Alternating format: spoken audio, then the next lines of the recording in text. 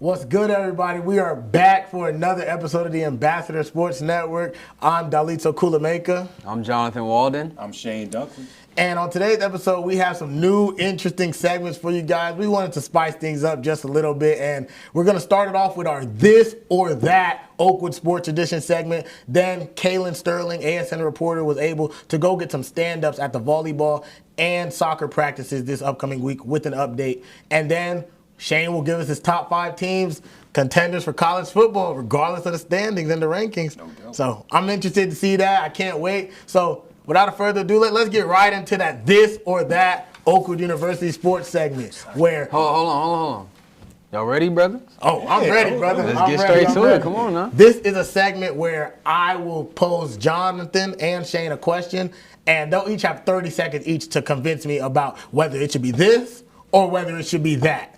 Oakwood Sports Edition, of course. So it's going to be on a first-come, first-served basis, so I'll let you guys choose it, and I will be keeping track of the time, 30 seconds, and I'll pick a winner at the end of each round, and we'll see who has the most at the end of the round. Are you ready? I'm ready. I'm about to, come on. I'm about to take this W today. So to start it off with our first question, OU blackout night or Oakwood senior night? Who wants to go first? You want me to take first? I'll go first. I'm going to have to go with the blackout night, Dalitso, because when you enter that gym, the environment is just electric. You got the crowd packed out because it's blackout night. It's mandatory. You got to pull up in the black. And then on top of that, it's a basketball game. So you know we want to see the girls basketball dominate, and you want to see the boys basketball dominate. And it's just, my favorite color is black. People say it's not a color. I don't care. Blackout night is electric, and it's the best thing to pull up to. All right. 30 seconds is up. Shane, what says you? Let me tell you why you're wrong, Jonathan.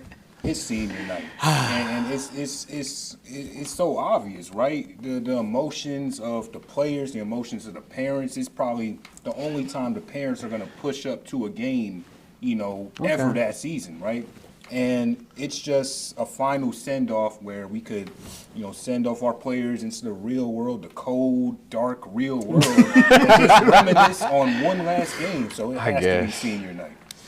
And after that round, that concludes it. I think I'm going to have to go with Shane Dunkley. He got me with that one. He convinced me. I do like blackout night, but Shane, the way how you made it seem where we send off the seniors, Nah. Hey, goodbye. I like that. All right. Let's go to our next one. This is a big one right here. 2024 Jamarcus Alexander or 2024 Jordan Bell? Woo, go ahead. You take this one. It has to be Jordan Bell. Modern day Chris Bosh. You want to know why I love Jordan Bell? Why? Because he's real old school. Like what he does in that post game where he's able to use the post, use his length, use his height, and dominate in the paint. You gotta love it. It brings out the 90s in me, So it has to be Jordan Bell. I think you're incorrect even about Jordan Bell because he's more of a stretch forward, give it to you, dribble, drive. You're on the clock now. I'm on the clock. Okay, so Jamarcus Alexander, let's get that started. Came off the bench, averaged 8 in his best performance. He averaged 18.8 points, 5 rebounds, 2 steals, and 2 assists. Now, he came off the bench, I said, and only played the second semester. And in that turn of events, we won 3 out of our probably 6 to 9 games. So he had an impact on that winning second half of our year. So I'm going to have to go Jamarcus Alexander. Jamarcus Alexander, Jordan Bell, this is a tough one. Shane, I'm sorry, but you lost. I had to get that get back. Come on now. I can't really agree with that modern day Chris Bosh take. I like it, but I don't love it. Bro. I don't love it. So we're going to go into our next one. I like this one right here. Shane's Super Bowl prediction. We know he was a few points off of picking the Eagles over the Chiefs, or me and my March Madness prediction with them Florida Gators, baby. I'm going to have to go with Walter Clayton Jr. Florida Gators, baby. They came out. They came into the March Madness number 1. Everybody's like, oh, they were number 1. They won. No, it doesn't matter. The way they won, they went up against team after team, game on the line. You give it to who? Walter Clayton Jr. And he took it there and got the national championship. All right. You're 30 seconds, Shane. Go ahead. I gotta say you're wrong again because look, the Florida Gators were a 1 seed going into the tournament, right? That's right. And I think it was the Final Four was all 1 seeds, right? Okay. So that really wasn't surprising. What was surprising is the 2-time defending champion, the Kansas City Chiefs, got blown out by the Philadelphia Eagles in the Super Bowl. That was surprising. So I have to say, everybody on campus clowned me, that we say, oh, there's no way the Chiefs are going to get blown out. And I was one of those people. All right, that is your 30 seconds, Shane. And as much as I want to say it, Shane, you won that round. Okay. I wanted to go with Jonathan and Walter Clayton Jr. His prediction was insane. Like, Shane that Dunkley was unbelievable. Is winning 2 rounds to John's 1. So we're going to speed this up real quick, and we're going to go to our second to last one. Alumni Weekend basketball tournament or the OU Live game? I'm going to have to go. Oh, go ahead. I'm going to have to go with the OU Live game. And you have 15 seconds. I'm kind of countering it. I'm going to support my youngins real quick because no one's trying to see someone's uncle tear their ACL, in an alumni weekend. Like that 37U football, huh? Exactly. we ain't trying to see that. I want to see what my young boys got going on. 15 seconds. Jonathan. I'm going to have to go alumni weekend because guess what? We get to see legendary players from the 256, the Hunts Vegas now. Now we see D1 players, current players that play. We get to see that is your time. That is your time. All right, that's all. Alumni weekend is it. That's it. I'm going to go with the OU Live game again. Shane Dunkley, you are killing this round. Jonathan, you might have to take some political science classes with me and our brother Joseph Morin because you need to Professor Foster. Yes, sir. And for the last one, let's go OU softball games or Oakwood basketball games. 15 seconds on the clock. I'm going to go softball games. Last year was an experience, some dynamic players. We had Anna Jones, Miss RBI. We had the freshman trio, Jayla Hawkins, Jordan Howard, and Tony Sims. They brought the power this past year, coming in as freshmen, being able to prove that they can play at the college level. So it was great to experience softball games. I'm going to take that over basketball. All right, now is the time. That's a crazy take. Shane, talk to me. 15 seconds. Man, and that was the correct take, too. I was going to go with softball, but I guess I got a counter, right? So I'm going to go with basketball. I've never personally been to an OU basketball game. Definitely got to get that on my record in person. No, it's true. Are you serious? Yeah, I watch it on YouTube. I'm a home bike.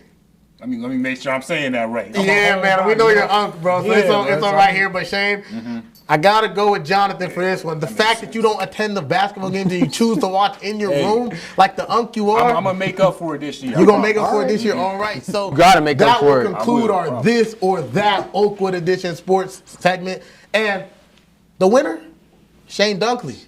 He won 3 rounds, and Jonathan's 2. Jonathan's gonna be with me in political science. That is his minor, so he's gonna be in them classes with me and Professor Foster. Yes, sir. And he's good right for the next time the segment is. Good round though, bro. Sportsmanship.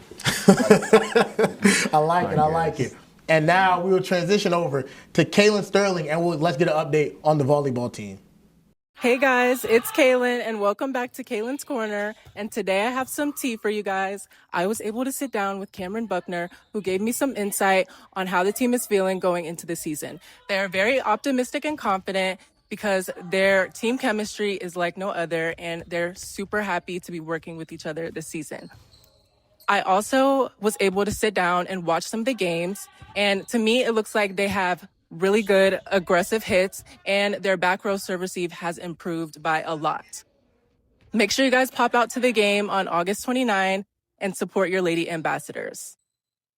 Thank you. Back to you guys. Thank you, Cailyn. And as you guys just heard, the volleyball season is gearing up for August 29th when they will kick off their season. So what are some things you guys have been seeing from the games, the scrimmages, and everything? What I've been seeing is some great persistence with the team, man. They've been very together in what they've been doing. They've been showing a lot of effort in the practices. They look like they're very attentive, intent with what they're going with what they're doing. And I'm excited to see what the season has in store for us. But unfortunately, senior Cameron Buckner got hurt in the scrimmage with a rolled ankle. And the girls did still win that scrimmage, They did still win that scrimmage, but we are hoping that she can heal up before that season comes because she's a key piece to our team. Well, as y'all know, my sister's birthday is August 29th, so I just had to go, throw that out there. Yeah, just in for case sure. Y'all didn't Happy know. birthday, sis. But Happy birthday, sis. But I will be at the scrimmage Okay. after I text my sister some Cash App money. But back to volleyball. No, right? go ahead. Cailyn mentioned in her interview that the team was optimistic, confident, and the team chemistry was really just there. Mm-hmm. And that's really all you need for a sport like volleyball. You need teamwork, obviously. It's not like, Right. football where you could throw for 500 yards in the Facts. game. It's and, true. Be praised for the win. Like, you actually have to count on your man, or in this context, the woman, by your side, right? So, And look, so I don't mean to cut you off, but I would say Junior Kimora Robinson, be on the lookout for her. 6'2", coming from West Philly. Boy, she's our middle blocker, opposite side, and it's hard for them girls to hit over her. I'm seeing her in the scrimmage, and she is tall. Boy, I stand next to her, and sure, I'm like 5'9" on a good day, but I've been looking about 5'5". why she ain't go to Belair then? Bro? No, chill. We need her here. And while you were talking about Kimora, let's talk about sophomore Kamaria Murray, outside hitter. Man, what we've been seeing with these practices and the scrimmages, she's phenomenal. Only a sophomore being able to have the impact that she has. Be on the lookout for Kamaria Murray. She is a great piece to the team. And one more thing I want to add, our liberos, those are the defensive anchors right there. They are flying around the court in practice and in the scrimmages. So it's great to see that intensity in something like practice and a scrimmage, because when it comes game time, August 29th, them ambassadors going to hit the ground running. They're going to be ready. They going to be ready, overly ready. Oh, yeah. And now, like I said earlier, Cailyn also is with the soccer team, the boys and the girls team. So let's go take a look at that one. I'm here at the soccer practice, and I was able to look in on the girls' soccer practice and the boys' soccer practice. The boys look like they are ready to play. They're really loose and energetic. The drills that they are really working on is footwork, and they look like they have improved greatly. Some of the girls are having trouble financially getting cleared, but coach says that they will be ready in time for the season. Back to you guys. Hats off to Cailyn. And what you guys may not know is she got those 2 stand-up interviews in the same day. So she's working really hard to make sure that we stay up to date on Oakwood Sports. And as she said, there are some eligibility kinks that are still being worked out. But come September 1st, when the girls and the boys kick off their seasons, no pun intended, they will be ready to go. Jonathan, what do you have to say?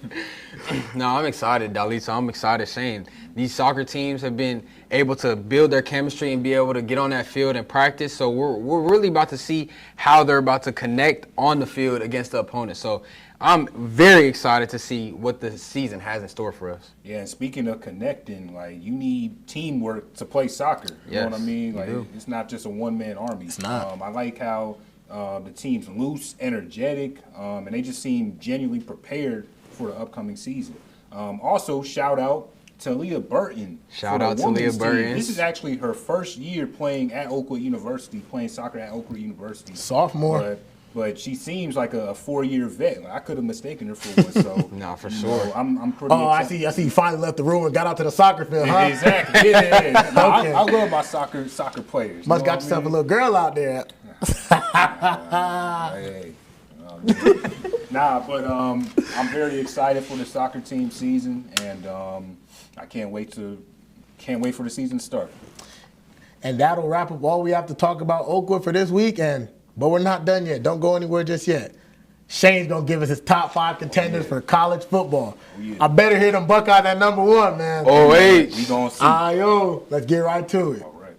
College football is back, baby. Man, it's been a long off season. I know. I'm just starved for football. I was looking at freaking National Geographic like last Saturday, man, and Sunday. It was brutal, You man. bored, huh? Literally, it was brutal. Gotta leave that room, man. I had to go touch grass. It was awful. Yeah, life without football hits different, for But, sure. hey, we start this Saturday with the Iowa State Cyclones taking on the Kansas State. Man, we not trying to hear all that. Give us your Yeah, top this is what we're here Top for. five. We want to hear what type of chat. No, I'm Hey, just kidding. we Go gonna ahead. Go get ahead. to it. 5. Give us your top 5 But, contenders. hey, let's open up with a banger. Coming out of the SEC, the Bayou, the Baton Rouge. What troll? Baton Rouge Tigers. The LSU Tigers are going to come in at 5 on my top 5, and let me explain why. best quarterback in college football, resides in Baton Rouge. Garrett Nussmeier, I know he wasn't as polished last year, but give him a full year under Brian Kelly, and I expect him to do big things, similar to a Joe Burrow 2018 to 2019 situation. No, he's not serious. I got the LSU Tigers at number 5.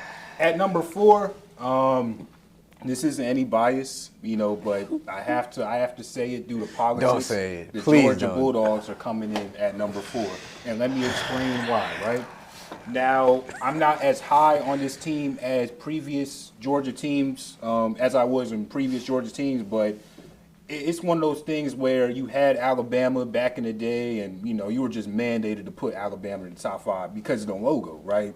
And this is kind of what Georgia has became in the 2020s, right? So I have Georgia at 4. We'll see what Gunnar Stockton and Zachariah Branch can do. They definitely lost a lot of players on defense with Jalen Walker, Michael Williams, and Malachi Starks. But them 5 stars. Who's at 3, man? Who's at 3? At number 3, I got the Penn State Nittany Lions out of Happy Valley.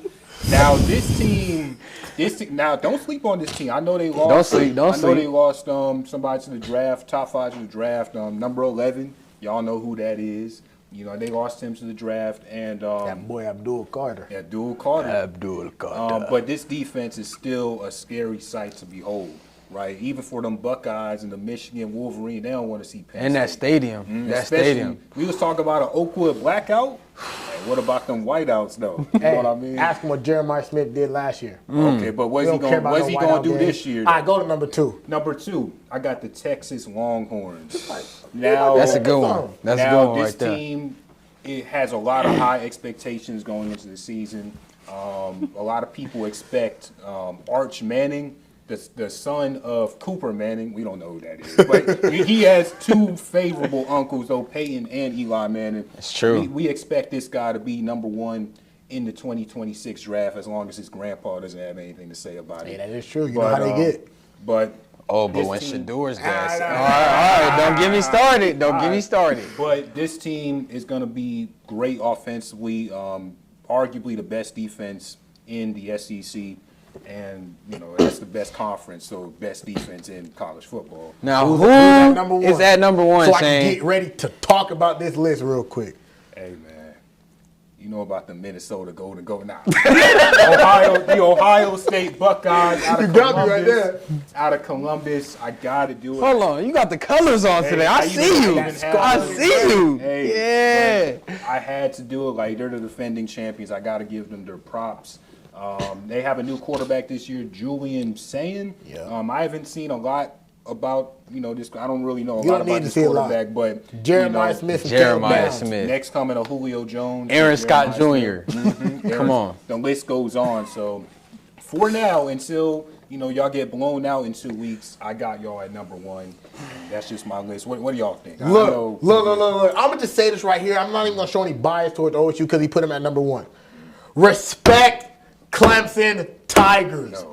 Cade Klubnik and Dabo Sweeney, you need to respect them boys. They're top 4 in the AP preseason poll, and you put LSU over them? Yes. Garrett Nussmeier, are we serious? Hey, but we gonna see week 1 though. Garrett Nussmeier, are you? No. guess who Clemson plays week 1, See, though? you had your time. Okay, You put Garrett Nussmeier and Drew Allen Yes. over. Bro, Yes. let me tell you what. Cade Klubnik took a humongous jump from 2023 to 2024, where he had. Hold on. My computer's trying to sell me. He had 19 touchdowns and 9 interceptions in 2023, right? Threw for 2,844 passing yards. In 2024, he threw for 3,639 passing yards, 36 touchdowns to 6 interceptions. They have the best returning wide receiver group out there. 2 true freshmen last year, and now they're coming back with power. And look, their schedule's not loaded. The ACC is weak. We're talking about a Carson Beck at Miami. Trash. We're talking about Lenore Sellers and South Carolina. Lenore Sellers, he is nice, but let's be serious, South Carolina. Syracuse is not like that no more. Kyle McCord's gone. Let's be serious. Pittsburgh, are we serious? The ACC is weak. Don't even get me started on FSU. Weak. So look, the D-line, this might be one of the best defenses in college. You got this boy started, man. So look, right here's gold. I'm going to end it right here. Dabo Sweeney finally is using the transfer portal. Finally. And mind you, he did only get 3 players out of that portal. But these are depth pieces, backup wide receivers, a starting edge, and another piece right there. Clemson has one of the best traditions in football. I might run down that hill with them. You know what I'm saying? I'm going to be down there in my orange. Orange is my favorite color. But Clemson, put some respect on their name. They're going to lose to them Buckeyes, but they have to be on this list above teams like Penn State and especially LSU. Okay. Especially LSU. Okay, I'll have my rebuttal after Jonathan gives his, What do I have to say about your list? I love your list, Shane. I love your list. You got LSU at 5, Penn State in there showing love. I don't know about the Georgia Bulldogs, though. I don't know it's about politically that. correct, man. But everything else, I can agree with your list. Now, he has a great take. I think that Clemson should be above Georgia at least. Like, come on. Oh, we see. They're number 4 in the AP. They are number 4. If we talk about last year, what happened week 1 last year? Right? Last year was a last year. Last year was a building It's a new year. I year. just It told was a you, building year for Klubnik us or Georgia, too. What Klubnik did last year, he is second in the Heisman favorite. We're just talking about Arch Manning, and Cade Klubnik is right behind him in favorites for the preseason. It is true. So put some respect on Clemson. Just admit you left them off your list, and that's okay. That's okay. Me and Clemson, when we are going to great heights, me and Clemson. I tried to tell you about Florida and Dalitso, Kulamaker, and Clemson. When we go to the national championship and sadly lose to the Buckeyes, but we're going to be there, and I'm going to tell you, Clemson, put some respect on their name. Y'all heard it here first. He is calling that they are going to go deep into those playoffs. Clemson's going to the Natty. That's to the insane. Natty. 2 weeks out of the season, that's insane. Clemson versus OSU in the Natty. Like I said before, I love your list, Shane. Hey, man, Yeah, you did leave out the Clemson side. He's pulled great points, and Georgia Bulldogs. I think that's just where I just get lost in your list. So you think Georgia should drop out the list completely? Yes. Yes, 100%. That's fair. And who are you replacing them with? Clemson. Okay. That's Like it's no really no explanation needed. No, he explained it all. Yeah. So great job with your list, but Clemson is the chosen one for sure. I don't know. We Real, gonna see. real quick off the top of you guys' head, who do you guys have in the Natty this year? It's hard to say. Ohio State. Versus who? Versus who? Think we might get a week 1 rematch? Now, this- Texas OSU in the Natty? I think I know I put you guys on the spot here. who do you have? Oh, y'all know who I got. I got Clemson versus the OSU. Buckeyes, and I got the Buckeyes going supreme. So you got OSU versus the field. Versus anybody. It doesn't really matter. I think OSU is going back-to-back this year. I don't see any. I can give y'all an update during the season, but I don't see really anybody that can really compete with this team at all. What about you, Shane, before we close? Well, I got the Buckeyes, and this next team is going to come out of left field, right? If it's not in this top 5, that should show you. I got to choose the ops from the state downward, from Florida Gators, man. What? I have to. That quarterback from DJ last year, Lagway, are you DJ serious? DJ, bro, he's the truth. I'm telling you, next coming to Tim Tebow, except he could throw. Shane, You know, wrap up the segment right now. No. And it pains me to say this, though. It pains me Wrap to say it this. up right now. But hey, man, them Philadelphia Eagles, them Kansas City Chiefs. Shane, same wrap it up. reaction. Where did he Shane, just wrap it get up. that? I'm just saying. Shane, wrap it up. right? We're grasping at straws now. But thank y'all for joining us on this second episode of the ASN. We hope that y'all enjoyed your time here, got some laughs, and hopefully we can see y'all next year. Or not next year. Next week. week. We're right? going to be back. And yeah, thank y'all for joining us. Tigers. Thank you for watching the Ambassador Sports Network. Make sure you like, comment, and subscribe, and tap that bell so you're notified every time we post.